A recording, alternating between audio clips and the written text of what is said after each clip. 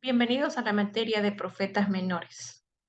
El hecho de saber que tenemos a un Dios perdonador, un Dios que nos restaura, que nos levanta, es una buena oportunidad para darnos cuenta el Dios a quien servimos, el Dios a quien adoramos, que a pesar de nuestras faltas y de nuestras rebeliones contra Él nos sigue amando, Él nos sigue perdonando y sigue creyendo en nosotros.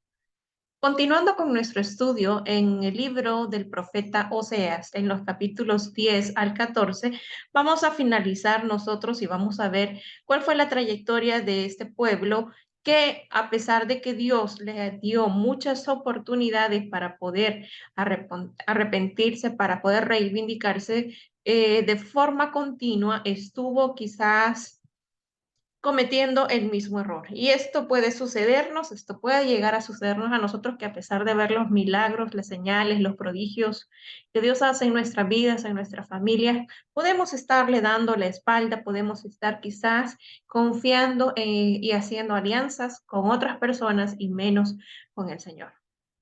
El capítulo 10 nos narra en el versículo 1 que cuanto mayor era la prosperidad que Dios le daba a Israel, tanto mayor era el mal uso que hacían, alabando a los ídolos mediante sacrificios sobre los altares de idolatría.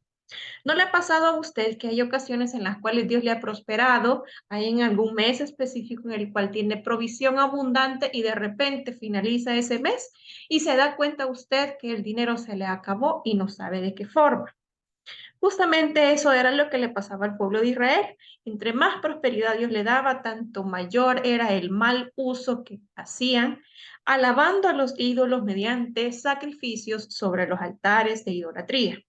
Y es que bien, el recurso humano, el recurso monetario puede hacernos creer que mientras lo tengamos, podemos deleitarnos, podemos satisfacer nuestra carne y probablemente haciendo a un lado nuestro estilo de vida que durante un año hayamos llevado, como por ejemplo el mes de diciembre. El mes de diciembre, aquellas personas que puedan recibir un poco más o adicional a sus ingresos normales, puede esto como llegar a una fascinación de la cual puede decirle usted a su familia, este fin de semana, este domingo nos vamos a ir a almorzar a la playa y a lo mejor no viene al culto. Entre más Dios nos bendice, más debemos acercarnos a Él. Y eso era lo contrario que estaba sucediendo con este pueblo. Y la raíz de todo su fracaso y pecado consistía en que su corazón estaba dividido. Es decir, sentía que por una parte debía cumplir con sus rituales, pero también por otra parte tenía la responsabilidad cristiana de poder agradar a Dios. El corazón dividido y el dudar entre dos opiniones fueron características de Israel en los días de Elías. Tenemos también necesidad de orar junto al salmista David, que nosotros o que nuestro corazón se incline únicamente hacia Dios. Como consecuencia de este alejamiento que tuvo Israel, este alejamiento espiritual, es hallado culpable y sus altares e ídolos serán arrasados por el castigo de la mano de Dios. Es decir, todas aquellas cosas en las cuales él confiaba iban a ser objeto también de castigo.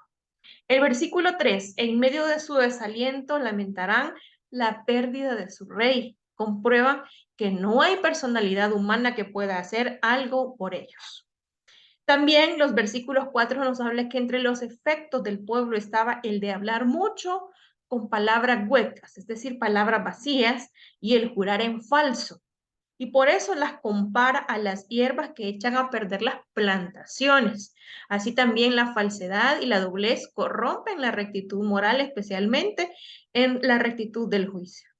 Los versículos del 5 al 6, siempre del capítulo 10, nos hablan que lejos de recibir ayuda de sus imágenes, estarán preocupados y también vendrá un temor de lo que pueda sucederles a sus ídolos cuando sean llevados en cautividad. Por eso la escritura dice que el mal que el hombre teme, ese le vendrá, pero los que confían en Dios les será dado lo que desean.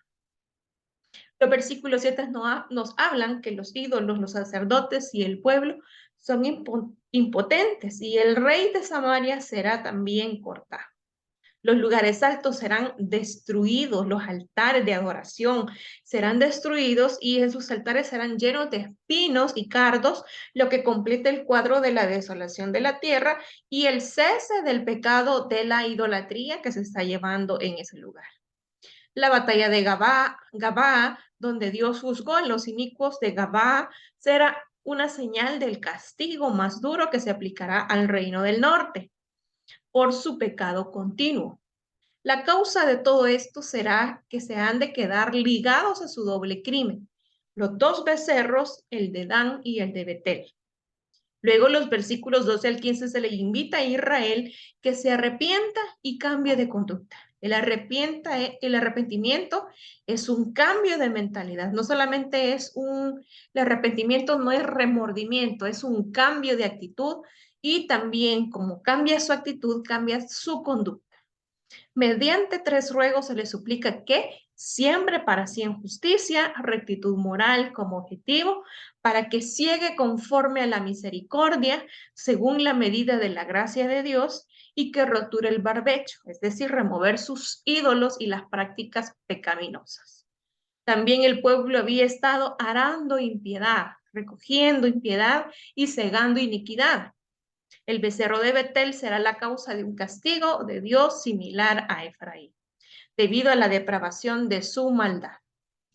El capítulo 11 nos habla que cuando la nación estaba cautiva y sin belleza ni gloria, Dios amó a Israel.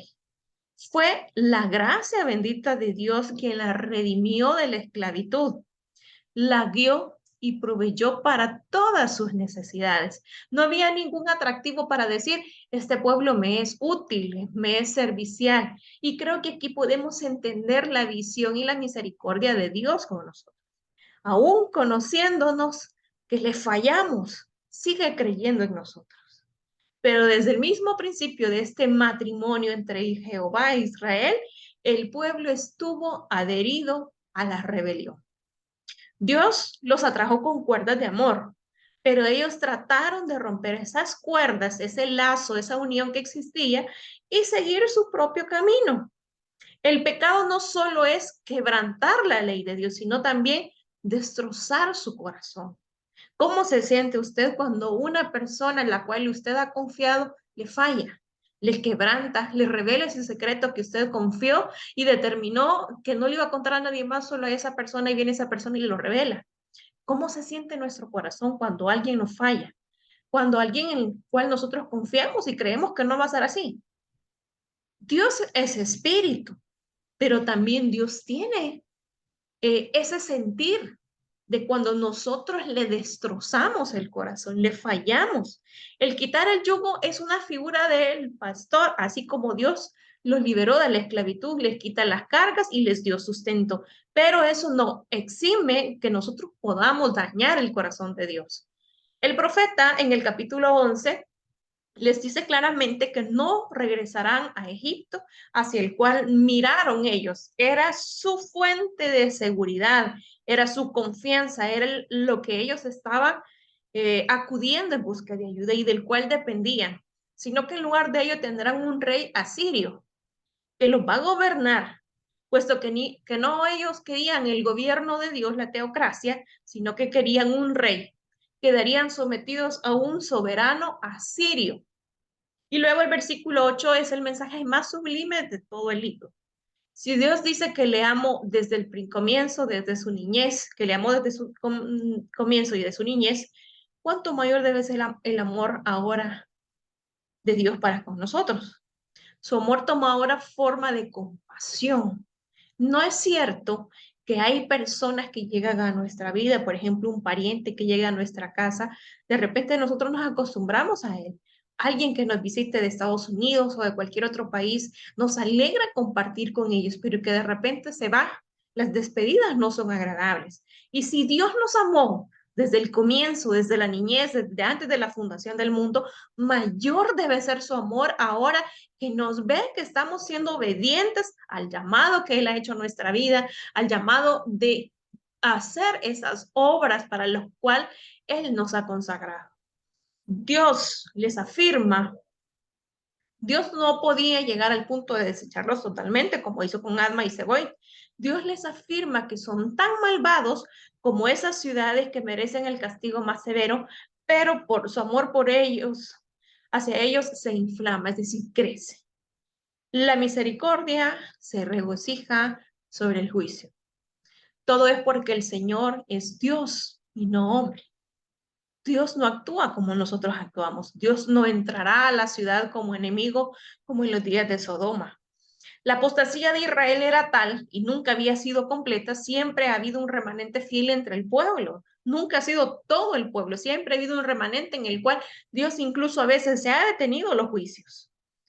A estos piadosos Dios le rugirá como león para convocar a los que están dispersos. A su vez, ellos acudirán temblando de ansiedad y gozo anticipado. Y es aquí donde el profeta muestra que Efraín que está amontonando falsedades, principalmente la idolatría. Judá era fiel acatando al rey designado por Dios y manteniendo también el sacerdocio aarónico con sus sacrificios, es decir, las leyes sacrificiales que se establecieron desde el principio. La misericordia se regocija siempre sobre el juicio. Todo es porque el Señor es Dios y no es hombre. El capítulo 12 nos habla y vemos aquí a la nación hablando en grande y jactándose de sus riquezas y logros. Sin embargo, Dios dice, se están alimentando de viento. Es como que usted quiera dar escopetazos o quiera dar trompadas al aire. No es nada, no es nada. Todo no es sino aire caliente, dice, cuando se está alimentando de viento. Las tribus del norte recurrían a las mentiras, las que traerían su propia desolación, destrucción. En sus tratos con Asiria y Egipto, mandaban su aceite a Egipto como pago por cualquier ayuda que pudiera prestarle esa nación. Luego vemos que Judá había caído en idolatría durante el reinado de Acaz. Judá también es llamada aquí por el nombre de Jacob, cuyo nombre fue cambiado posteriormente a Israel, al que las naciones que descendieron de él, Jacob practicó. Sin embargo, a diferencia de Israel y Judá, totalmente buscó a Jehová, buscó a Dios, pero sus descendientes no pudieron retirar la idolatría de su mente. Debía confiar en Dios, pero lo que pudo hacer o lo que le falló a ellos, que esa fuerza debía confiar en la soberanía de Dios y de obtener por medio de la oración sincera a Dios. Prevaleció Jacob con el ángel de Jehová no por sus propias fuerzas, sino con sus gemidos y también con sus oraciones. El que fue Dios de Jacob es el Dios de Israel y es el Dios que me ha apartado a mí, me ha apartado a mí y le ha apartado a usted. Por tanto, exhorta a que vuelvan a él, que guarden misericordia y juicio. Aquí también en este versículo se le llama, en el 7, se le llama a Efraín mercader. Y esto es Canaán, que era un pueblo de mercaderes, deshonestos, que son comparados a ellos porque utilizan balanzas engañosas, es decir, un fraude secreto y ama la opresión, es decir, brote de violencia. Dios los conoce bien. Dios nos conoce a usted y a mí muy bien y les dice que serán reducidos a una vida de simplicidad y austeridad. Austeridad es como limitación, como las que se experimentaron sus antecesores en el desierto, como las que experimentaron sin casas suntuosas ni tanta prosperidad material, pero más cerca de Dios. Una limitación, un grado de limitación, pero está más cerca de Dios. Israel no puede quejarse de falta de información, es decir, Dios siempre utilizó una persona que pudiera anunciarle, que pudiera decirle, que pudiera advertirle lo que habría de acontecer. Por lo tanto, siempre le había hablado de manera sencilla al pueblo, por parábolas. Sin embargo, en Galaad y Gilgal hay iniquidad. Y vemos una vez más el profeta recurre a Jacob para reprenderlos con la vida de su antepasado.